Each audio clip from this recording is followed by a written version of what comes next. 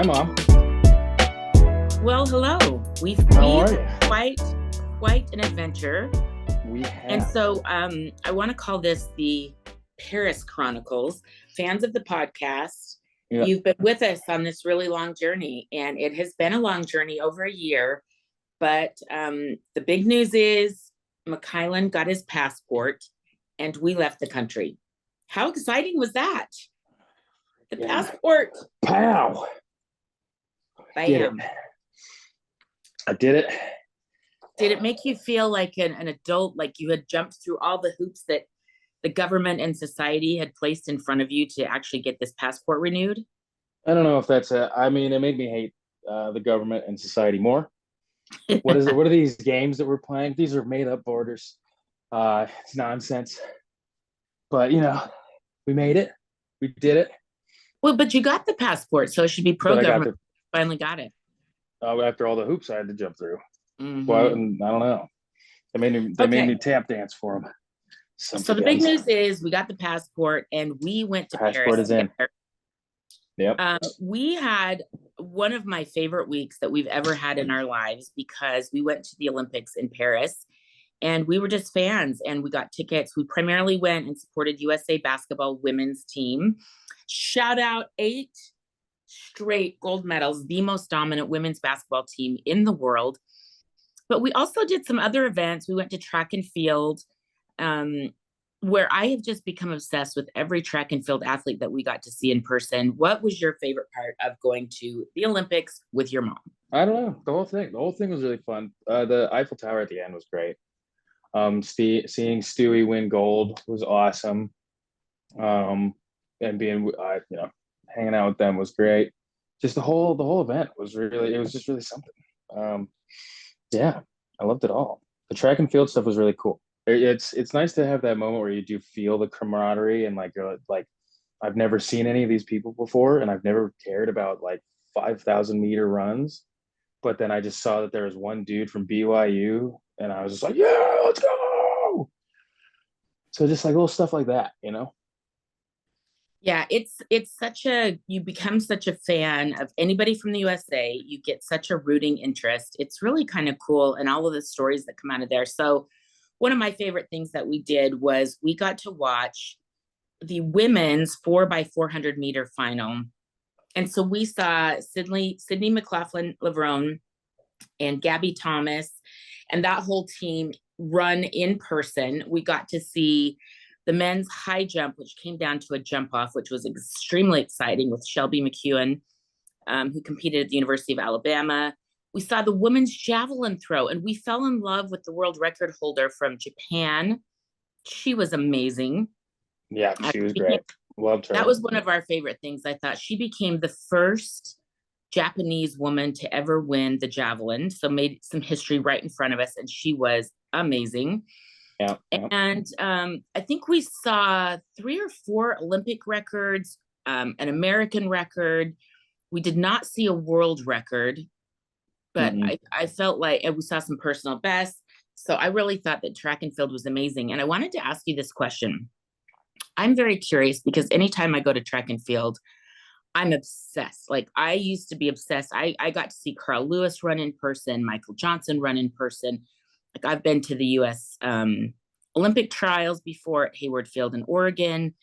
I really love track and field. Why do we not care about track and field year round? And why are these people not household names? I don't know. It's boring. It's not. It's because we like the stuff that's combos. I think the stuff that's big year round are combos. Like there's a little bit of sprints in baseball, and then like football has hurdles and javelin throwing because they got to throw the ball. Like, I think we like the stuff that's a little bit more complicated. It's just so simple that I think it's like, when there's a lot of it going on, it's really cool, but like year round and like, and also it's big business. I don't think there's a lot of like corporate, like it's not like a situation where like everybody's like, oh, we got to tune in to watch this person run for, like, it's hard to build events around like a 30-second thing. But when it's the Olympics, it's so built up, which I think that makes sense. I think it should be kind of like that, I just was thinking, I wish I saw more track and field, and I do wish we put more on television. It's really big in Europe, and I do think we should have Just more on watching television. track and field. Oh yeah, they have stadiums that are filled with it, really big events like in the Monaco Grand Prix. There's all kinds of really big events just catered to track and field in Europe. So I do think my personal opinion is we should do that more in the United States. I would pay to go see track and field if we had more marketing, more events where we could actually go and support, because I'm just going to tell you this. The women's 100-meter hurdles that we saw Masai Russell of the United States win by oh no, what did she win by 10 100ths of a point? Yeah, 10 1,000. I'm so bad with math. She won. It was like 12.34 versus 12.33. So that's 1 100th, right? I'm so bad with the decimals. She won by 1 100th of a second, Masai Russell of the US. And it was just really one of the most thrilling things I've ever seen in person in all the sports I've covered for 35 years. I just thought that was one of the most electric moments I've ever seen. Wow. Yeah. I thought it was great. Okay, so what else? Traveling with mom. How was that? How did we do traveling together? So I was thinking about this just as we're podcasting and like getting back into it. And a big conversation we were having was working and vacation. I think we should talk about this on the pod.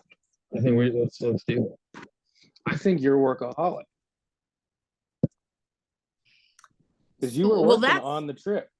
That's been fully established. I am a workaholic, but in my defense, I will say this: it's because I really, really love what I do for my job. But so two things happened on the trip. First thing that happened was one of my jobs is for the Utah Jazz, and Lauri Markkanen signed a big new extension with the Utah Jazz. It was breaking news that happened while we were there. And so one of the days of our 7-day trip, I flew to Finland, to Helsinki, Finland, to do a sit-down interview with Lauri and see where he comes from in his hometown. It was really, really cool. And then I flew back late that night. So yes, I probably didn't need to do that, but I wanted to do that because what other opportunity am I going to have in my life to go to Helsinki, Finland? That's not what I'm talking about. I'm talking about live tweeting every game and like coming up with stats. Like I do appreciate it, but it's like even with the podcast, this is technically not about your work, but we get a little bit of work. We get a little work mom in here while we're doing the podcast. And I just think I want to talk about it because I think it's interesting. I think people want to actually, they want us to be vulnerable and we're talking, and this is a conversation between mom and son. So I think this is something I think that's a thing. I definitely think I'm a workaholic, honey. I will say that my only defense for myself is it's not a defense. Stop saying you need to defend yourself. It's a conversation. So much. I love sports so much that I'm there and I'm watching these women run and I'm watching all this stuff and I'm like, oh my gosh, this is so great. I've got to tell everybody about it. It's not that I'm working. It's that I love it so much what I'm seeing and I just want to share it. You're very right. I could probably just like put the phone down and calm down. But I'll tell you this, like I took a couple of videos that went completely viral. I had one really sweet video. Diana Taurasi came over right after the gold medal game to hug her parents, and her dad, her mom, they're just, the whole family's crying. And it was just this really beautiful moment, her last Olympic game ever in her career. And I posted that and it's got like 1 million views. And I feel like it was an important moment to share with the world. So I hear what you're saying and I do agree and think you're right, honey. But I also love it and I want to share it. I know. Well, it's being shared. But I don't want you to get defensive. You keep saying in your defense. I'm not like attacking you. We're having a conversation. I hear you.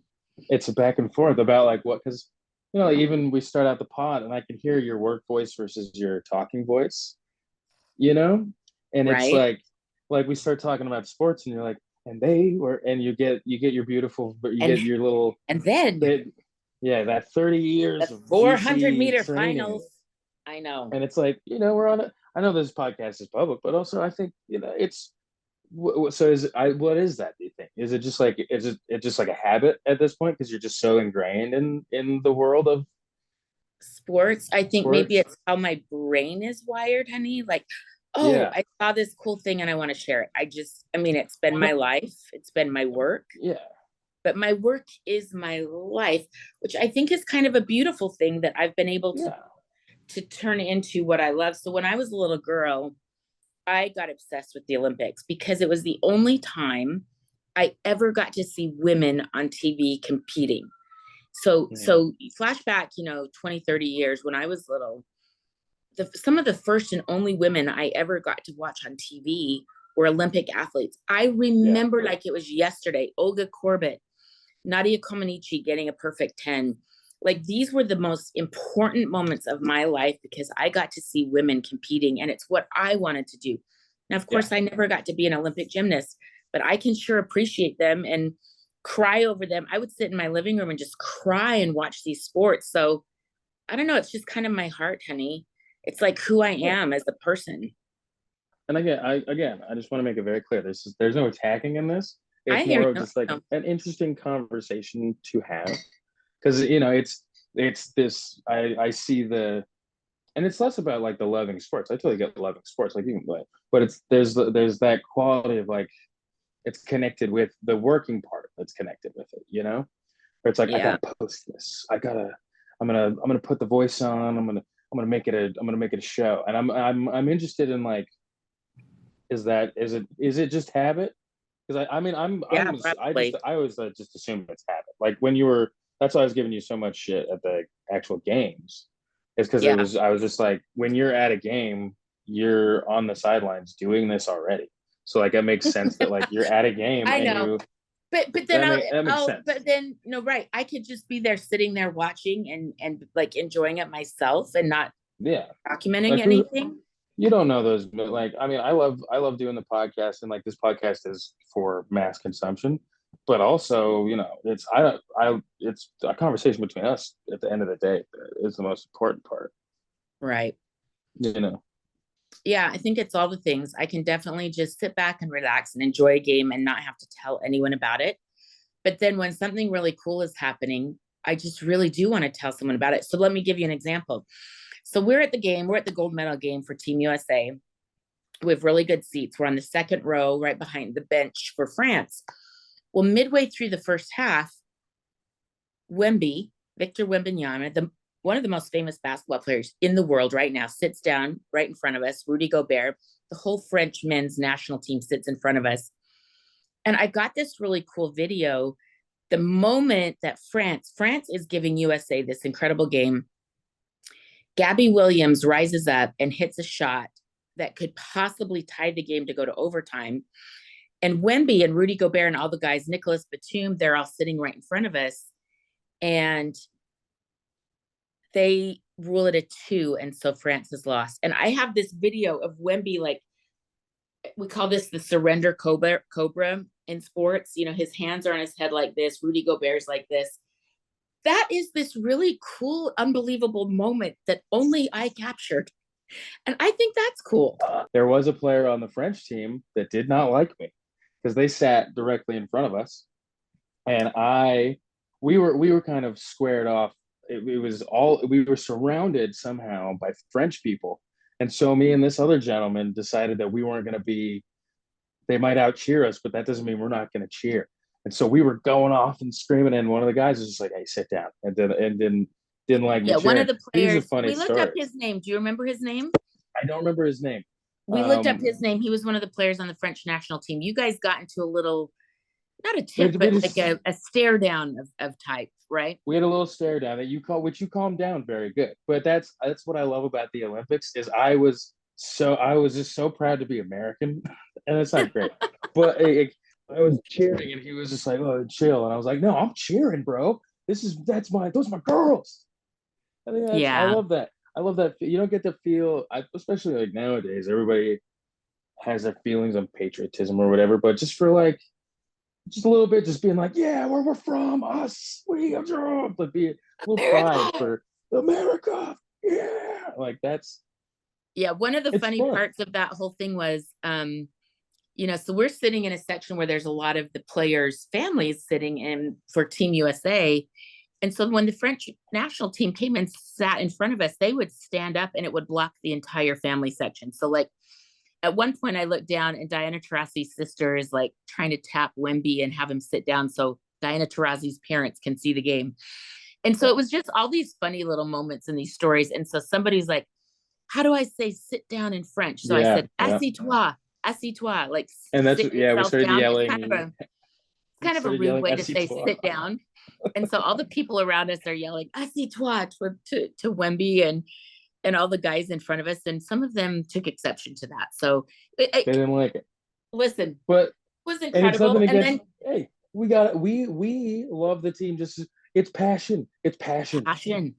Yeah, I loved seeing you get into it. And what was really fun for me too is so because I'm always working games with all these women in the WNBA, I don't get to cheer for everybody. Like this is one of the first and only times I just get to be a fan.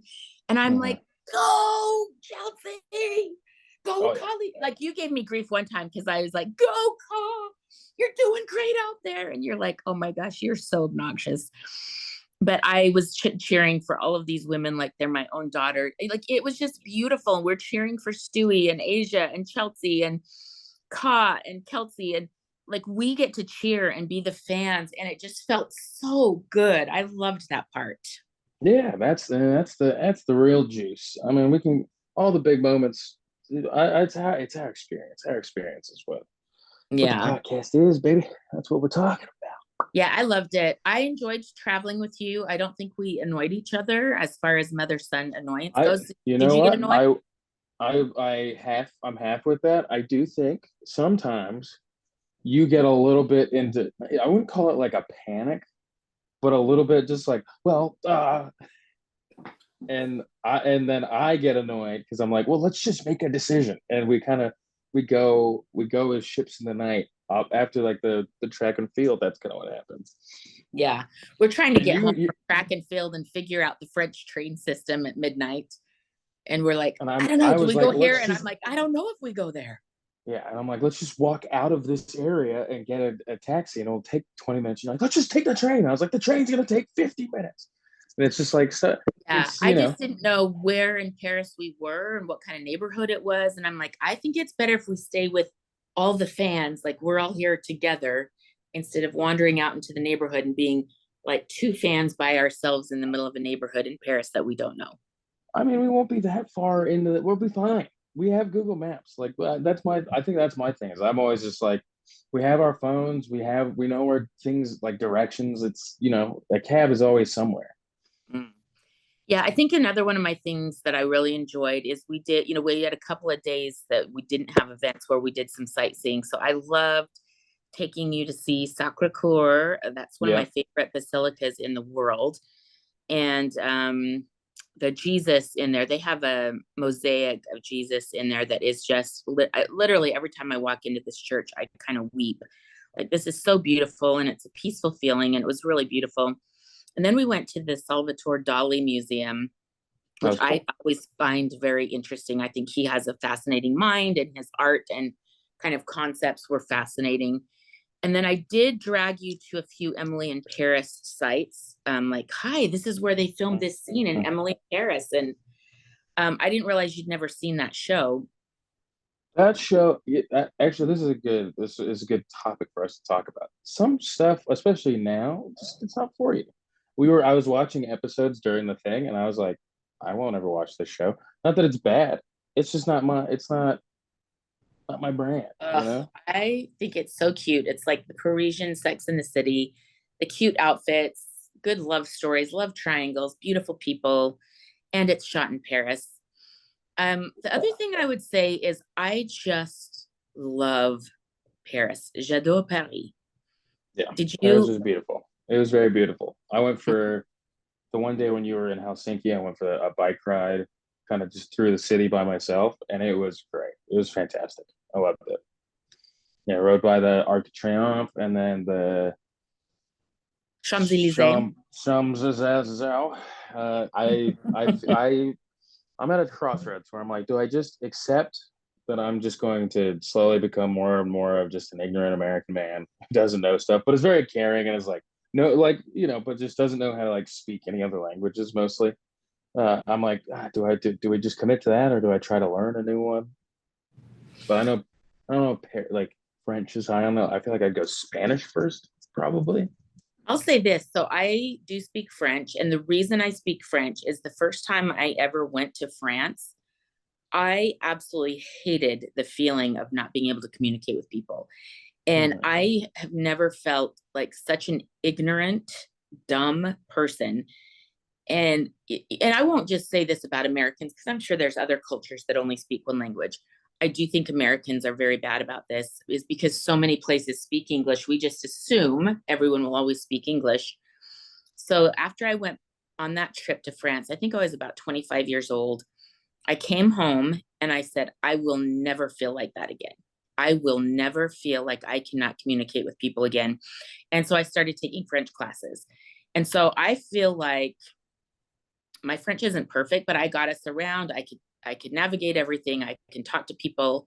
The cab drivers love me there because they're all like, "Oh my gosh, your French is so good." I felt like a rock star in every cab that we took because they were all so impressed with my French. Um, but I felt like a lot of people just appreciate, even if you're not perfect, that they appreciate that you're trying to learn a part of their culture and you're trying to meet them where they are. So I would always say to you, please try to learn a new language. I did try to make you take classes when you were young and you just were not that interested in it. Um, but and there's no shame in that. Like whatever you want to do is fine. But I do think it's really important for you to be able to communicate when you go places in the world. So I would say French, Spanish, and English are your three must-haves. I can read I a little honestly bit would of say that French is Arabic. low on the list. No, because where I've used French a lot is in Africa. So, like, so many of the African nations have French as a primary or secondary language. Like, you can almost communicate with anyone from Africa with French. All the islands, like French, is a very, very useful language. I have found. Obviously, Spanish would be too, but I don't know. I think that's something that all of us, if you're going to travel and be like a worldly person, I think it's Hmm. important to have some of that in your pocket so that you can communicate wherever you go. Yeah. I mean, and yeah, with the onset of technology, I feel like part of that like impetus has kind of gone away because you don't really need to because you can translate stuff on your phone. Um, but yeah, I hear what you're saying. I hear you. Definitely hear that. How has your jet lag been? I'm hitting the wall now. Yeah, Yeah, I've been waking it's up at 3 o'clock every morning. I literally got up and just started doing stuff because I laid in bed for a while and I couldn't function. So I got up at 5 o'clock in the morning and went for a walk, watched the sunrise.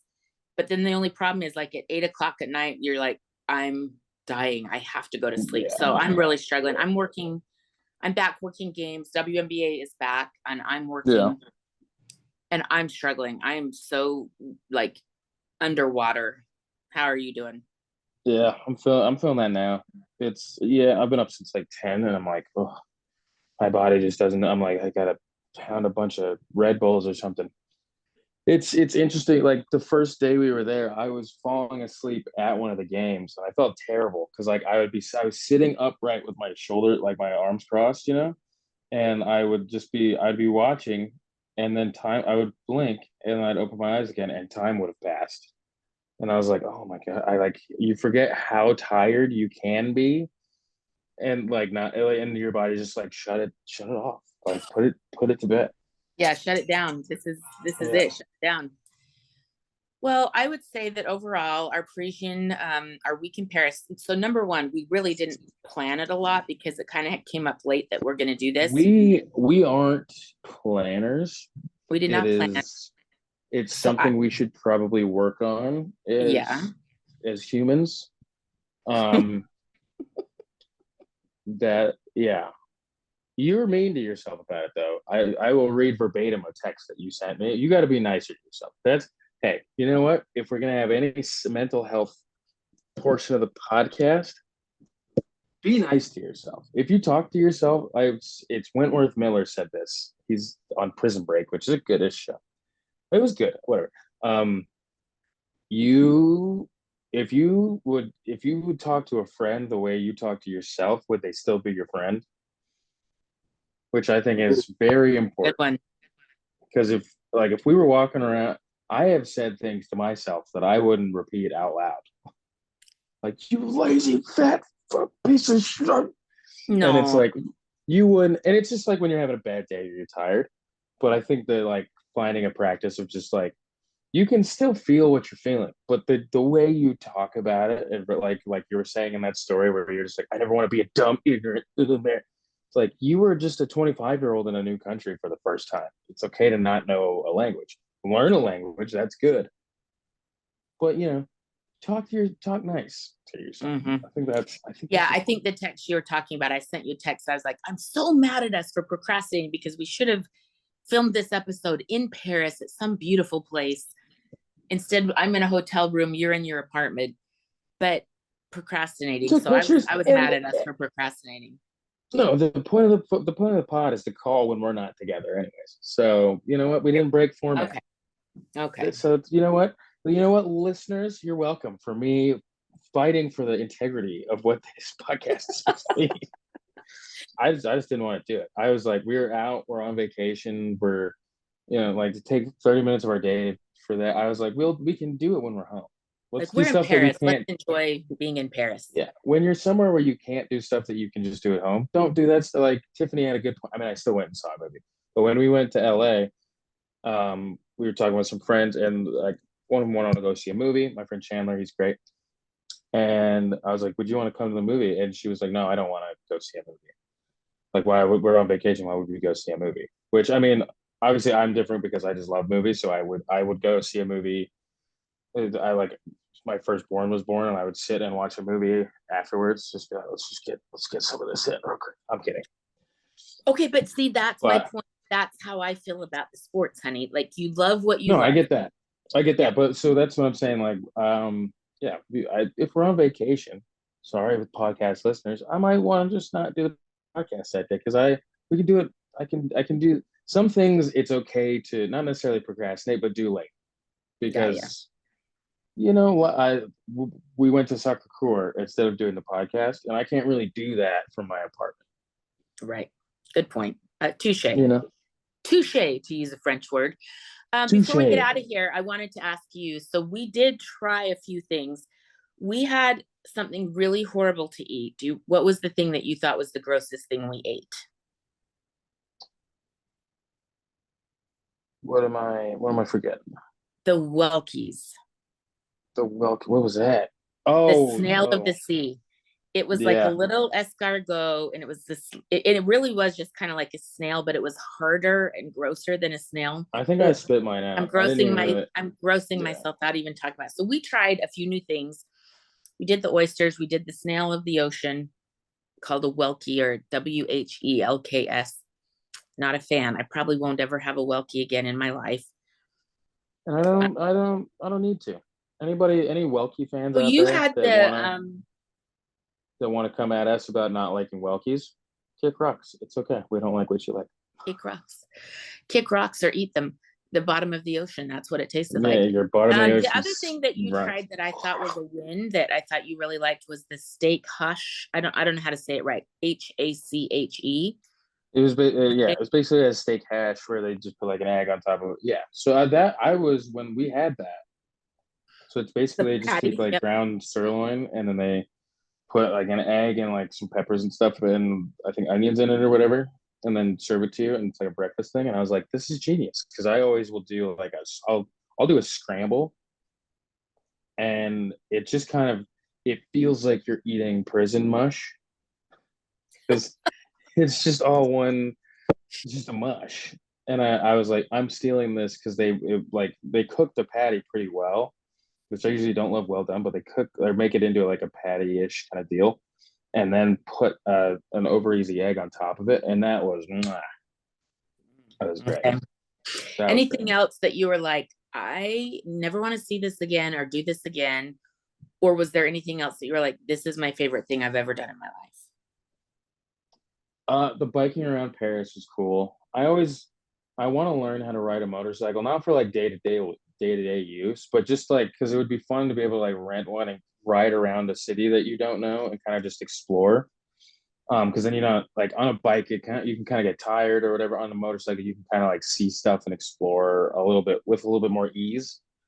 Or like a Vespa, I guess would be easier. You don't really need Hmm. to learn it. But I was thinking that while we were there, I was like, I want to learn how to ride kind of like two-wheeled vehicles, not to like ride them or like race them or go crazy or anything, but it's a nice thing to have where it's like we're going to we're going to Chicago, and it's like, oh, you know what? I'm gonna rent a motorcycle during the summer and like kind of just drive around Chicago and kind of like experience it and see it and Mm. like a close because you can be a little closer and it's not like you're in like a bus tour or anything. You can kind of be like solitary. I like that because you can kind of I like experiencing new things alone sometimes just so you can kind of feel it.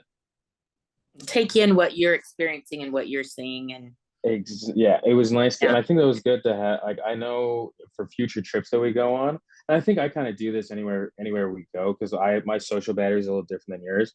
Is I'll kind of have like a little piece of like a little like couple hours to myself at some point and kind of just like take things in and kind of just like feel it myself. And Paris is great to do that. And I did it. I went for a couple runs too, and I really liked that. That was probably not my favorite because my favorite was obviously stuff we did. Um, and like the gold medal game and like dinner afterward after the gold medal game. What was the name of that place? We went to a place called Sienna, and it Sienna. was very We cool. all We figured it was cool when Dwayne Wade and Gabrielle Union were in the restaurant. We're like, oh, if they're eating here, this must be a good place. But yes. by the end of the night, let's just say we had the entire restaurant. So, in Paris, they're kind of appropriate, and the French are very stylish, and, they have a sensibility about them that's very appropriate and have great etiquette. Um, by the end of the night, we had the entire restaurant singing, waving their napkins, singing disco hits at the top of their lungs. The Yeah. servers were dancing on the tables. Like, I'm just gonna say, we left it all in Paris. Shout out to the Sienna restaurant in Paris. We, That was epic. we left it all on the court. That's I'll leave with this one thing because we were kind of talking about this. One thing I will always stand by, and I think it's kind of a little modus operandi for me, if you will. Bring a little Latin in here. Mode of operation is that I think that because people say like Americans are ridiculous, blah blah blah. I'm like, as long as I'm not inconveniencing or hurting anybody else, I will happily and privately do whatever I would like, as long as it's not and if it's not a negative thing. I think that that's a because if you're always worried about what people are thinking about you and stuff, it's bad. But I think if you're as long as you're not hurting or inconveniencing other people, that's very important. Then I think like if because like that party like what we were doing, we were bringing people in and everybody was having fun. And yes, we were being a little crazy, but people were coming to us and like our joy was infectious. And I think that's it. It's always you should never tamper down your joy so that for embarrassment or something. Is if you're not hurting anybody and you're not causing any kind of scene and you're just having a great time, other people will want to come have a great time with you, and don't worry about that. Enjoy that inner joy that you've made for yourself. I think that's Yeah. my On a that big same lesson note, I learned. there was a funny moment. So the restaurant starts like doing their napkins, the whole restaurant, like boom, boom, yeah, yeah. Oh yeah, And at one point, you may have just breathed a woman sitting at a table next to us. Maybe not hit her in I the face, think but I think a she little was close, being got a little dramatic. close. It And was I close. I catch her eye, and I go to apologize to the woman that's sitting next to me, that's her table mate. And she's going, yeah, yeah, yeah, with her napkin, and they're totally into it. And I'm like, oh, I think we're okay. I think we're okay Yeah, because they are we dancing and having just the same amount of fun that we are. exactly. Our joy is our when you're living. We have the foundation. When you're being joyful and joyous, brings people in, and you shouldn't tamper your joy because you're worried somebody might think you're being a little loud or being a little rude. If you're being loud and rude, shut up. Don't do that. But Yeah, be if it's aware. positive, if you're Right. positively being yourself, it's great. All right. Well, the Olympics were incredible. I watched them and cried and laughed and cheered, and it was just absolutely beautiful. We are so grateful to all these athletes for the dedication and love that they put in. Like, it really is inspirational and made me so happy, and I loved every second of it.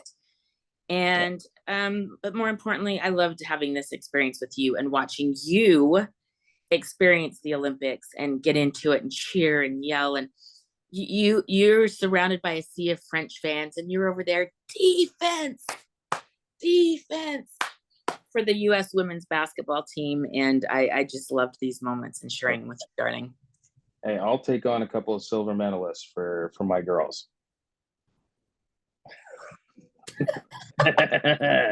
You just clap back at the French. Shots fired. Shots fired. But, well, right, thank you, honey. Thanks for the trip. I love you so much. And I love you too. Thank you for the trip. Mwah. Mwah.